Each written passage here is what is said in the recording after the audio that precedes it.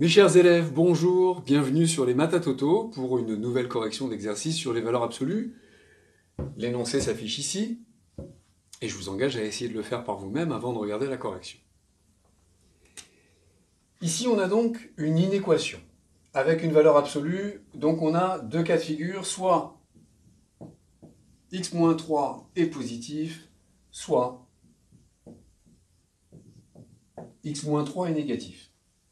Dans quel cas est-ce que x-3 est positif? J'ajoute plus 3 des deux côtés de l'inéquation dans le cas où x est supérieur à 3. Ici, on est dans le cas contraire, x inférieur à 3. Si x est supérieur à 3, x-3 est positif, la valeur absolue de x-3 sera donc égale à x-3. Donc je réécris mon inéquation, x-3 plus 2x supérieur à 9.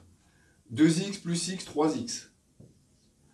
Le moins 3, que je vais passer de l'autre côté.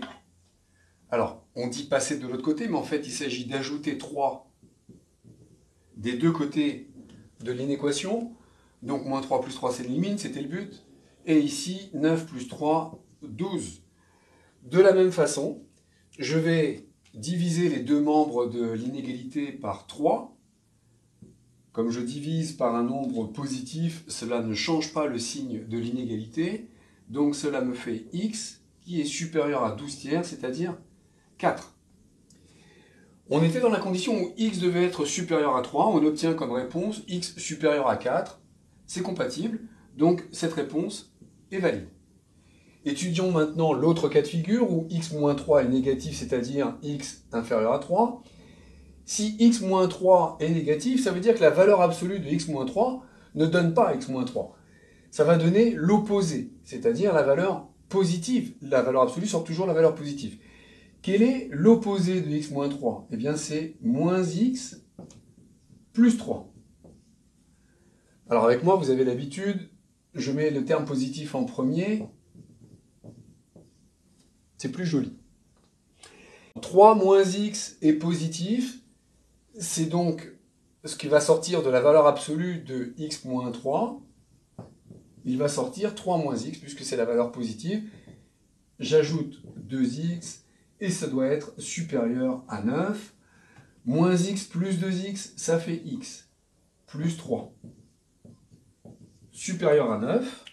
Je retranche 3 des deux côtés de l'inégalité. Ça me fait x supérieur à 6. Est-ce que cette solution est valide? Nous étions dans le cas où x devait être inférieur à 3. On obtient comme solution que x doit être supérieur à 6. Ça ne fonctionne pas. Je ne peux pas être supérieur à 6 et en même temps inférieur à 3. Cette solution est donc pas valide. Donc à cette inéquation, nous avons une solution, c'est celle-ci, que l'on peut écrire de différentes façons. On peut écrire x est supérieur à 4. On peut écrire sur la droite des réels 4. Ici, j'exclus le nombre 4. Et je considère que ce sont donc toutes les valeurs de x qui sont supérieures strictement à 4. Et on peut écrire également que la solution...